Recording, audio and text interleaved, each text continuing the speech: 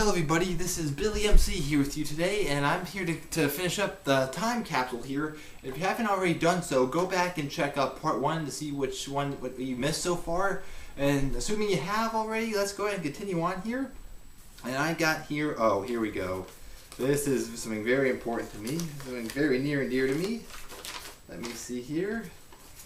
There, you can see right there, it's a letter from Nintendo of America right there. And this is postmarked December of 1995, and this is a letter I wrote to them asking them if they could get in touch with Viacom and Nickelodeon to make a Legends of the Hidden Temple video game. Why I didn't write to Nickelodeon themselves, I don't know why. I just thought Nintendo, hey, we should do this. Let's get contact them and see if you're interested. But you know, I did that, and they said that they couldn't take ideas outside of the company, outside of Nintendo America headquarters, but I got a letter saying, and I was invited to subscribe to Nintendo Power Magazine. So this right here, even though the idea didn't get, for reasons they had to turn it down, it's still an honor that they wrote back to me and at least considered the idea. This is staying in my possession for a while right here. I love this. Anytime you get something like this, people, make sure you hang on to it. Now, I did write on a little bit, but that's great. The essence of the letter is there, though. That's the important thing right here. Oh, let's see. This is going to have to be a separate video all by itself, because I have quite a decent amount of Pogs here. And let me tell you, you are not, if you didn't collect Pogs in the 90s, you missed out on some great 90s nostalgia here. You're not a true 90s kid if you didn't do this. I gotta be honest with you. You got so many in there. You see, I think there's Caitlin from VR Troopers. You got some, although not technically Pogs. You see like Taco Bell bottle caps from their Nintendo 64 sweepstakes. You can see the White Ranger there in the back, and the Penguin from the Kid Cuisine. So many here, so much memories here. I'll show these off in a later video because I love those Pogs right there. I probably enjoy here. Here's a Rubik's Cube instruction manual. I got this for Christmas of 1996 when I was 10 years old. Still haven't figured it out yet, but let's see. Oh yeah, I try to take out the sport cards because there's so many of them in here. And like I said, that'd have to be a separate video. Let's see. Here we go. Here's a little hologram from Star Wars. I got this from a bag of Cheetos. They had a little thing going with PepsiCo and Frito-Lay at the time. Big promotion there. Love this hologram. Love that right there.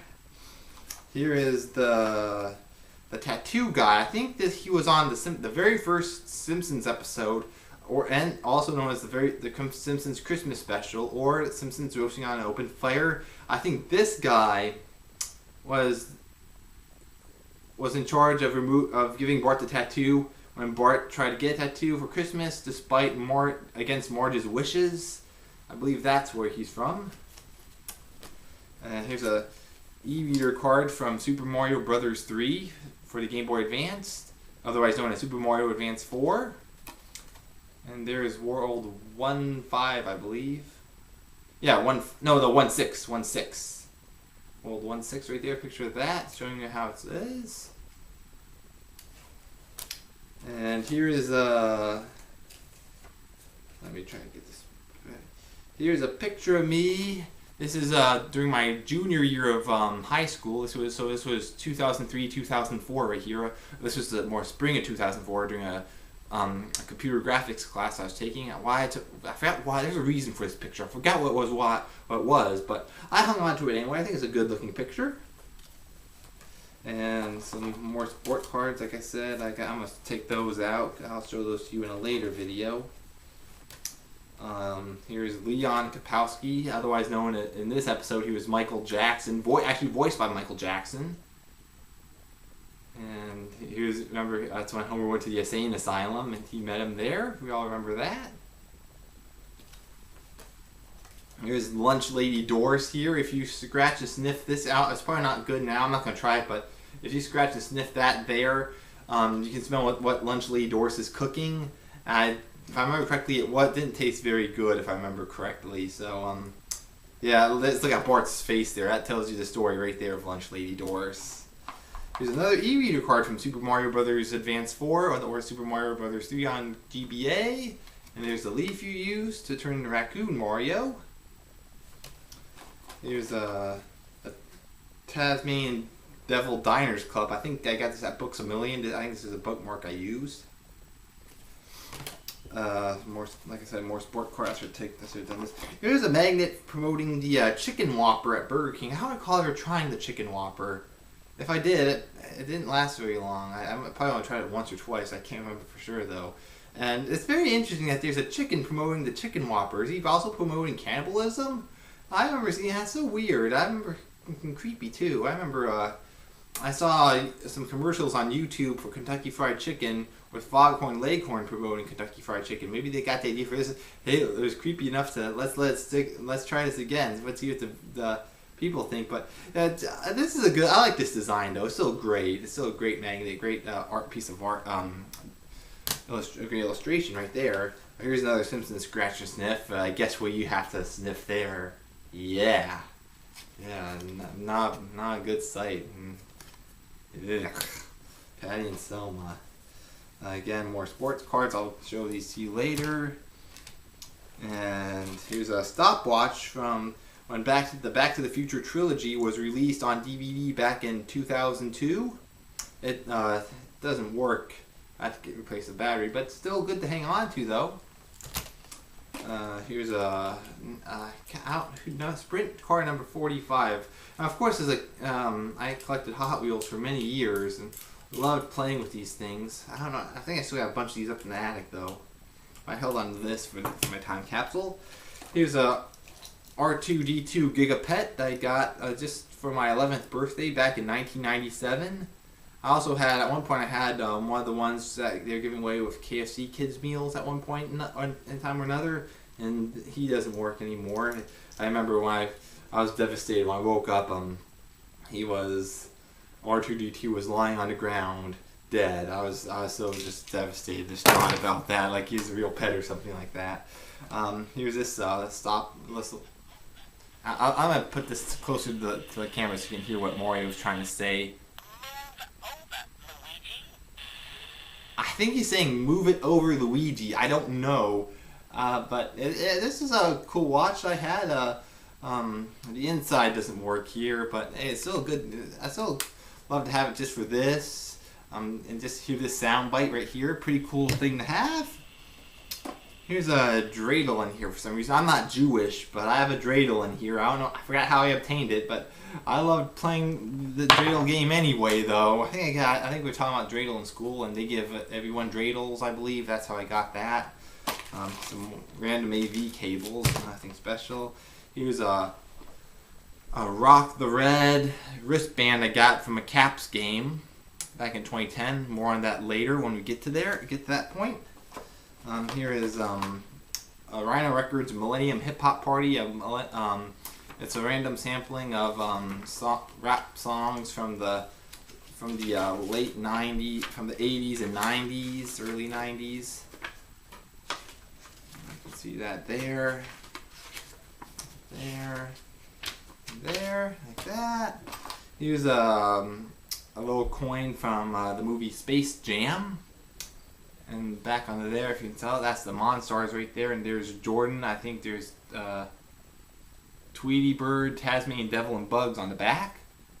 The Toon Stars, as we all know it. The classic 90s flick right there, everybody. Gotta see it. I saw it, I remember seeing that in theaters and loved that movie. Yeah, loved the players, loved the celebrity cameos, and of course all the tunes coming together. It kind of...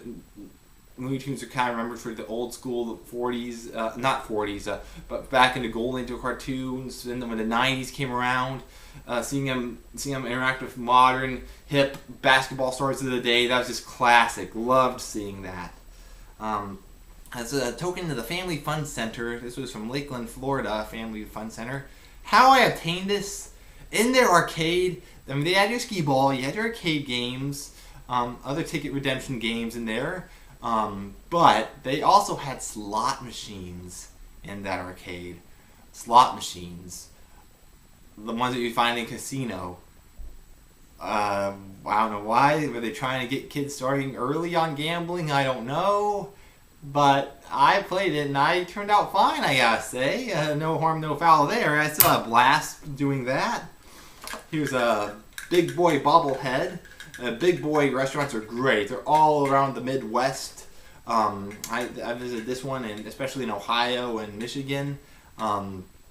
Love going. This was between my junior and senior year in high school, so I've been 2004. I was 17. Great trip. We took a trip. We went to Cedar Point, and we went to Dearborn, Michigan. Headed up, spent a few days in Mackinac Island, and then of course we saw my grandparents and some of my aunts there. Went camping in Newberry. Visited Marquette for a little bit. Then headed down to Escanaba to see to do strawberry picking and visit more aunts and relatives of mine. Then I went to more cousins of mine as well. Then went to Green Bay, took a tour of Lambeau Field. Then headed to Gurnee, where we on the outskirts of Chicago, Illinois, and visited Chicago before heading back home. We had my family had a great time on that trip, and visiting Big Boy was great. Great restaurant, great merchandise from Big Boy. Go there anytime. They have great food. Go there anytime you're in the Midwest. Oh yeah, here's a Simpsons watch right there. I got this from Subway. I think I forgot the deal was. You had to make a purchase to get this holographic watch of Bart going from good to bad. And of course it doesn't work, but again, still good. Hang on to Simpsons merchandise like this.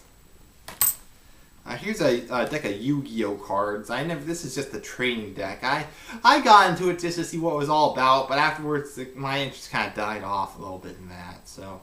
But good, again, memory, I'd like to hang on to that anyway. Here's a handheld electronic battleship game, and guess what? If you can make it out there, it still works, everybody. Let's turn the sound on. Let me just, let's see here. Let's go for a shot.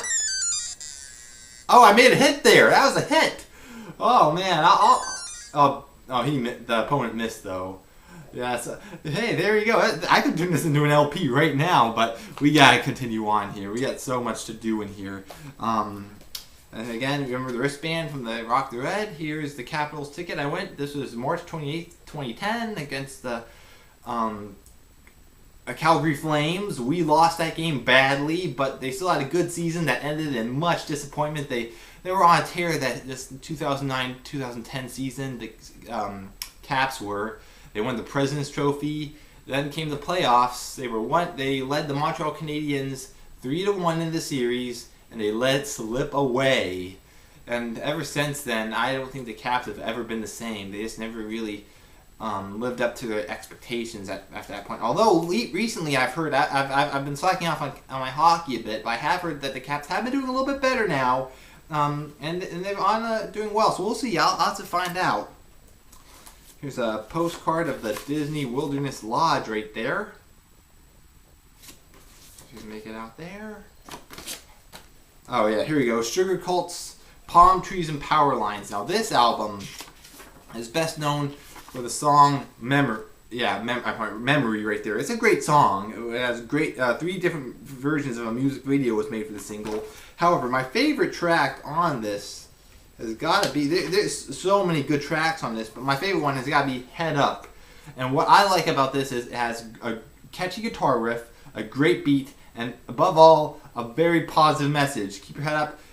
No matter what people say, it talks about no matter what people say, if you have confidence in yourself, you'll do fine. That's obvious right there, and it's great right there. Download it on iTunes or find a lyric video of that here on YouTube. It was not released as a single, but it should have. It's a great song. But the whole album's great, but Head Up is, bar none for me, the best song of the whole album right there. And I can't remember if I showed these or not. I think I might have showed a couple of them. Here I am with some friends here in Washington, D.C. There I am on the left here, making sure I wasn't going to fall into the water behind me. But there's my friend Matt, Anna, and my sister Holly all the way at the right there. And here's we're testing out a new camera during Christmas of 2001. There's me and my sister and I right there. There during our birthday, I think it was my sister's birthday party with a friend of the family, Craig. he loved his favorite game was Mike Tyson's Punch-Out. He was addicted to that game. We played that on a regular basis. Here I am. I think I was about 7 or 8 at this time. Picture we're heading to Escanaba, Michigan to visit my aunts and cousins. I think I was just a little tired during this time from a long trip maybe. I don't know what. I can't remember for sure, but that was taken. And here is during the return trip to 2001, Disney Wilderness Lodge, summer 2001. Billy standing in front of an Indian headdress right there. There's a little bit of glare there you can see there, but it was cool to do that. I think I showed this picture already. There I am hanging out in this was 1999. Just before we moved from Florida up here to Maryland, we had a pool and a hot tub in our backyard. Awesome stuff right there. There I am. Now this was 4 years earlier when we were moving from Western Pennsylvania, Altoona to Florida. I took a picture of a food sign with the Hardee's logo on it because I was addicted to Hardee's. Oh boy, anything for Hardee's, I loved it. Here's a scratch and sniff Barney card. Yeah, sniff that and you're sure to be knocked out too. There's Kearney right there. Kearney, one of the bullies of Bart right there. I forgot how I obtained this, but here's a PlayStation demo disc. I think it's from September 2001. I think I got it from Gaming Magazine. It was around that time I got a PlayStation 2 as well. Had some good games on it, like a Simpsons Road Rage, which you saw from the previous video. Oh, here's Lenny Kravitz's Baptism album. Now, what I like about this now is this album here, what makes it unique is that Lenny not only provided the vocals for the track, but he also played as you can see, if you can see this here, he played every single instrument on this album right here. That just goes to show you what a talented musician Lenny Kravitz is. I'm a big fan of his. I think my favorite track overall has got to be California. It's track number 1, 2, 3, 4. Track number 4 on here. A great song to listen to on a summer day when you turn that and pull down your windows in your car, put down the top of your convertible. I remember that song was used for the promos of the 2004 Summer X Games on ESPN. That's what got me interested in the song. Caught the album, loved it ever since. Wait a minute now, everybody. I'm gonna say that for last, actually, because that's the best part here. Here I said Super Mario Brothers Advance 4, Super Mario Brothers 3 on the Game Boy Advance. Just to browse through a few pages there. Still have the original Game Boy Advance as well as this game in my collection. That's a sneak peek of that. Here's my 16th birthday card. This is November 2002 when I turned 16. There we go. Hope 16 is a good year for you. Love, Holly, my sister right there. Let's see. Did I show this? I think I might have showed this. Yeah, I'm pretty sure I did. Real Monsters flip book. I think I did. I'm pretty sure I did. If not, I'll go back and I'll show this to you in the video when I show the Jurassic Park photo. Here's the other. I went with my sister Holly to this game, so here's a second ticket there. Oh, here we go. Here's Alice. I heard this Jules Alice in Wonderland album. I heard the title track to this song at work today, and it reminded me of that. I love the title track to this album. But every single, again, this is another song album where Jewel really gave it her best. She went back to her folk roots with a little bit of country thrown in there, and this is as she recovered, she went back to her roots because the album before this she did a little deviated from her roots and did a little electronic dance album, and it had the song Intuition on it, which is very good, but it just wasn't the Jewel we were used to. And she went back frankly, she went back to her old style with this album right here. And let's see here. Let's do here we go. Here at summer 2001. There I am getting up at the Disney Wilderness Lodge. Great resort. I think the boardwalk is probably the best resort on the Walt Disney World property. Although the Wilderness Lodge is great as well. I don't have a favorite between those two. Flashback. This is when we were actually living in Florida. This was 1997 during Disney's 25th anniversary, as you can tell by Cinderella's castle up there. Obviously, they do not have this anymore. This one, the castle went back to its original look after the 25th anniversary was over. What I remember about this particular trip was that we Big Thunder Railroad Big Thunder Mountain Railroad. That's probably one of my favorite rides at the Magic Kingdom. At the time, it stopped. It stopped on the curve, just froze. We had to be escorted down back to the ground, off the ride, off the side of the tracks. I was disappointed. The ride was just entering its climax at the time, and I never got a chance to go on that ride again. Hopefully, if I go back, I get a chance to ride that game. Everyone loves that coaster. Love that coaster right there, Big Thunder Mountain Railroad. And now, here we go. This is another return trip to Florida, this time in 2002, this to Tampa at Busch Gardens Williamsburg. A great collection of animals there. Great rides. I think Williamsburg is better, though, as for I've gone there more than Tampa. Both parks are good, but I gotta give the slight edge to Williamsburg, though. But this was fun, though. You can see some flamingos in the background there. Here is 2 tickets to the Collective Soul Live and Counting Crows back in 2007, August of 2007. Love seeing these guys live, especially live, of course. I think they're my favorite of the bunch right there. They played all my favorites, such as Lightning Crashes and I Alone. So many great hits right there. And The Dolphins Cry. Great. That was a great concert to go see. Here's some Bugs Bunny stamps from, I think, 1997 or 98. Again, I think the Looney Tunes just really hit off again once Space Jam came along, and so more merchandise came for them. This is a great design right here. Great design of Bugs Bunny chomping on this carrot, going, what's up, Doc? Kind of like that. Good. Love that. Oh, here's the lobby of the Disney's Wilderness Lodge with a tree in the lobby. Love that. Yeah, Great Wolf Lodge is I think it is modeled after the Disney Wilderness Lodge, I believe, with the similar theme and all that. Great. Good to go there whether you're a kid or an adult. Here's another 16th birthday card.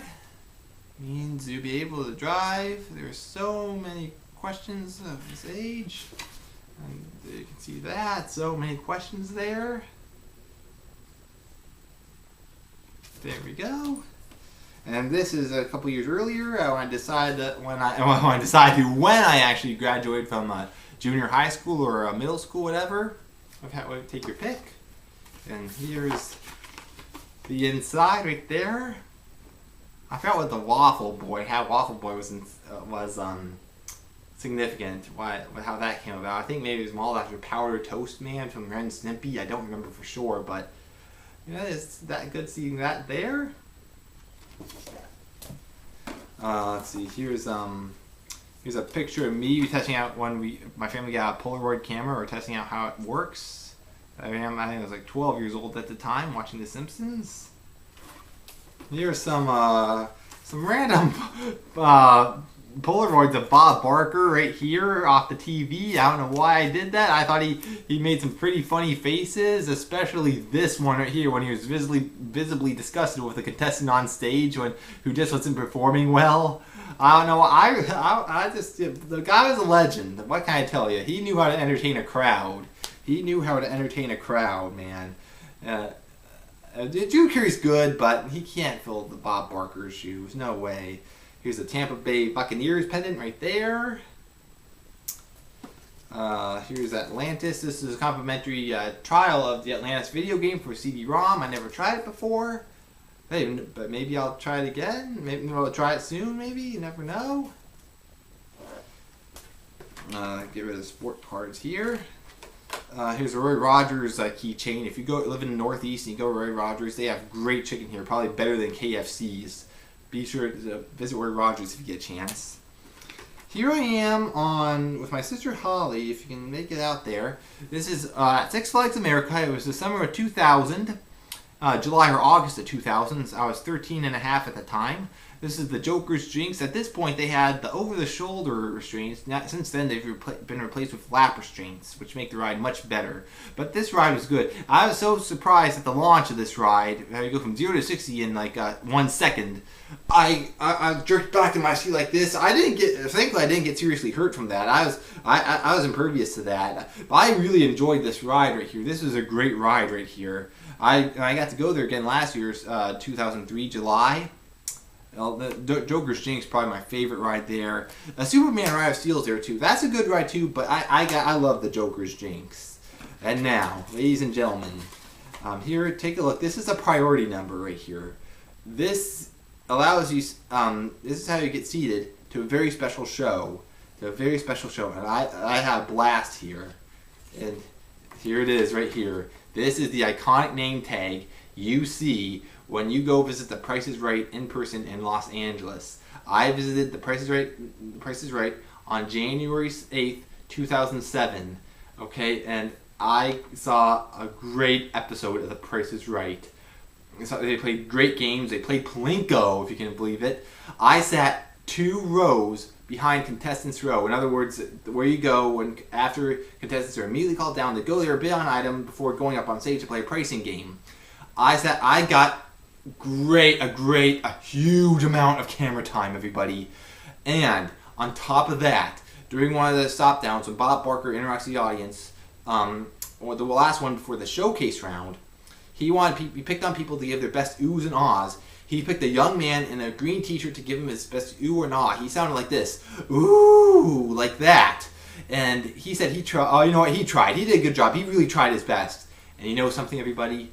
That guy, that young man in the green t-shirt was me. Bob Barker, a TV legend, picked me out of the audience. And I got a chance to talk with Bob Barker, something many people have dreamed of doing.